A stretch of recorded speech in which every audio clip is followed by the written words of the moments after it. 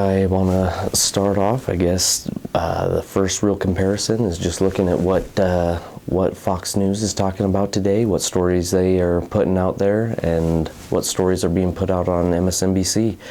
Just kind of see what the two just kind of right-left mainstream sources are, what they're trying to share, what they're trying to get their listeners to hear for the day.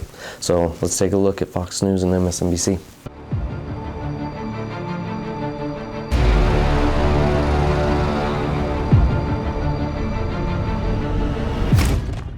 As we take a look at Fox News today, no surprise, we're one day after Kamala Harris had her first interview in 40 days since becoming the nominee.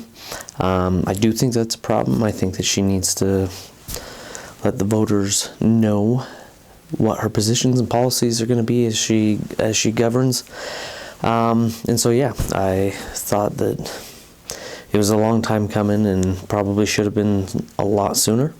But needless to say, you go onto Fox News' website, and the first story that they've got up is how her body language didn't look very presidential. And it's no surprise that the whole article is just how her demeanor and the way that she looked during the interview just wasn't what they had hoped it would be. And so anybody that's right-leaning is going to be hearing a lot about that today, about how she kind of skirted around a lot of questions. Meanwhile, you have on the left from MSNBC, their take on it was that it was just a glowing success, that the right had set up a bar so low for her that she was easily able to jump over it. They loved that she was able to speak with Tim Walz, even though the argument on the right is that he probably shouldn't have been there, and also that she should have been pressed harder on questions. She kind of skirted around a lot of answers. But MSNBC's take is that also she doesn't need to answer to anybody, that she is this longtime prosecutor, that this interview is way beneath her, and that she should be spending time on the campaign trail. Think about that what you will.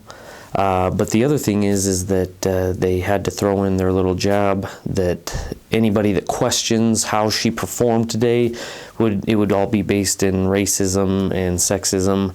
I just really dislike it when that kind of rhetoric is brought into politics, and especially when it is fair to criticize a presidential candidate, and you can easily do so without bringing race or sex into it. So, but that's the way that their opinion piece took it today. Not surprising. On the right, it was a terrible job. On the left, it was the best thing that it's ever happened. So, not much surprise there. We'll get into some more news articles in the future. Thanks. Have a great day.